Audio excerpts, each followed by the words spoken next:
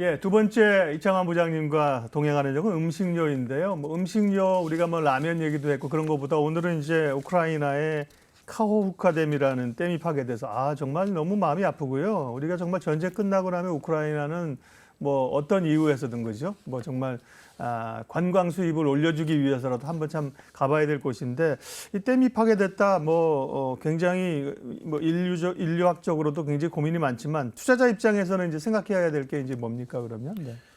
일단 뭐 그때 그 이로 인해서 그 이제 농경지들이 침수가 되고 네. 이게 이제 그 뭐 기계 이런 데서 기름이 나오게 되고 그 침수가 되게 되면 앞으로 2, 3년간은 농사 짓지 못한다고 하니까 예. 거기에는 밀 같은 게 우크라이나에 또 많이 생산이 그렇죠. 되고요. 그런 것들이 어제 좀 급등을 했고요. 옥수수 이런 것들도 가격이 많이 올라간 걸로 보여서 뭐 사료 종목들들 좀 주가들 올라갔는데 네.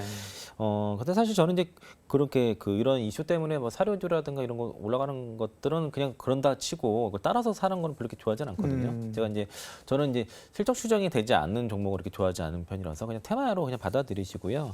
그러니까 우크라이나에서 얘기한 게 댐이 폭파된 지역은 앞으로 이제 2, 3년간 농사를 지을 수 없을 거라고 하는데 이게 이제 그 농경지가 그 42만 헥타르 정도 된다 그러고요. 이게 이제 우리나라의 2020년도 기준 전체 농경지 기준으로 해서 거의 한 27% 정도 해당하는 정도로 되게 넓은 지역이고요. 그리고 이게 이제 아마도 이제 우크라이나가 이제 그 크림반도라가 돈바스 지역을 연결하는 육로를 끊으려고 진격하는 거를 러시아 쪽에서 막아서 이렇게 된 게 아닌가 그런 이제 설이 있는데 그 바람에 이제 그 밑에 이제 돈바스 지역 같은 경우는 식수가 끊겨가지고 지금 문제가 되고 또 우크라이나는 우크라이나들 진격을 못하고 농경지대로 침수가 돼서 앞으로 농사 지을 수 없는 되니까 이게 뭐 누구를 위한 건지 모르겠지만 아무튼 뭐 피해는 큰 것 같고요. 이게 회복하려면 한 10년 걸린다고 하니까 사태가 좀 큰 것 같습니다. 2차 대전 끝나고 독일 전범들을 국제재판정에 세웠던 것처럼요. 재판정에 좀 세워야 돼요. 나중에 진짜. 예.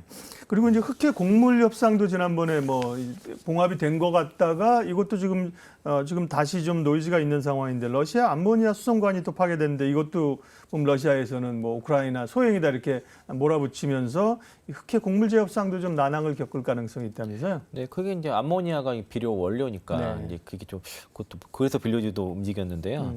이게 이제 그 이틀 협상 앞두고서 9일 날 하니까 이틀 정도 남았는데 여기 이제 암모니아 수송 문제를 좀 계속 러시아가 좀 그 문제를 삼고 있었거든요. 그래서 이제 여기 수송관은 러시아 공수부로 서로가 파기했다고 지금 주장하는 상황이라서 이게 이제 실제 요것 때문에 조금 뭐 안 될 수도 있다는 얘기도 우려도 좀 있는 상황이고 그리고 러시아가 이제 그 협정 일부인 러시아산 곡물과 비료 수출 허용에 대해서 제대로 지금 합의가 안 되고 있다고 계속 주장하고 있거든요. 그래서 이걸 가지고 좀 꼬투리를 잡을 수 있다는 우려가 있는 상황이고 그리고 러시아산 암모니아 수송관 가동을 재개해서 비료 수출을 활성화해야 한다는 게 지금 러시아 측 요구사항입니다. 그래서 이제 이게 그런 내용과 맞물려서 얘기는 좀 이슈가 될 것 같은데 뭐 협상에 우리는 뭐 그거 되길 좀 바라고 있어야겠죠. 네. 환경 문제는 기후가 올라가면서 지구 온난화도 있고 이런 그 인위적인 것 때문에 해서 참 고민이 많습니다. 또 후쿠시마 오염수 방류한다고 해서 관련주들이 움직였는데 보면 뭐 어제 보니까 수산물주들이 급등해서 왜 올랐지? 그러니까 이 오염수 방류되기 전에 먼저 사려는 수요가 있을 것이다. 또 뭐 소금 관련주 뭐 이런 것도 뭐 인산가인가요? 급등을 했는데 이런 것도 일단 테마성으로 봐야 되나요? 당연히 테마로 보셔야겠죠. 그 예전에 이제 원자력 뭐 방사능 노출돼가지고 막 미역 많이 먹어야 된다 했거든요. 그걸 미역을 먹어서 그 방사능 예방하려면은 그거를 뭐 한 몇만 ton 먹어야 된다고. 뭐 그러니까 이게 뭐 효과가 있는 건 아니고 그리고 소금 가격이 많이 올라갈까 뭐 이렇다고 하는데 그냥 그렇게 주식 시장이라는 게 그런 거고요. 뭐 그런 게 있다 정도 받아들이시고요. 투자 대상으로 보기에는 좀 무리가 있는 것 같고 이제 일본 오염수 방류 작업이 이제 거의 초일기에 들어간 상황이다 보니까. 이제 불안감은 분명한 것 같고 요즘 그래서 제주도에서 횟집을 보시는 상인들이 많이 있다라고 듣고 있어서 아마 영향 분명히 상당히 있을 것 같고요. 특히 저는 걱정스러운 게 이제 특히 제주도 쪽 상권에 큰 변화가 있지 않나 이렇게 보고 있습니다. 네. 그러니까 이제 일시적인 테마성 재료는 노이즈로 걸러야 되고 그죠? 구조적인 요인으로 이제 봐야 되는 거잖아요. 이제 뭐 이 원재료 가격이 오르면서 음식료 업체는 가격 올렸는데 원재료 가격 떨어져도 가격 안 내린다. 뭐 이런 노직이 있었잖아요. 음식료 업종 전반적으로 봤을 때 최근엔 뭐 농심 같은 게 많이 오르고 네. 오리온도 주목하고 그랬는데요. 음식료 쪽에서 그러면 좀 구조적 요인, 경기적 요인으로 해서 좀 주목해 볼 기업 좀 알려주세요. 방금 말씀하신 농심이 농심, 네. 탑인 것 같고요. 이게 이제 그러니까 알게 모르게 계속 올라가서 주가 한 2배 올랐거든요. 근데 이제 신고가 행진을 계속 가고 있는데 이게 급등이 없이 저렇게 야금야금 올라가는 게 저런 게 좀 무서운 거거든요.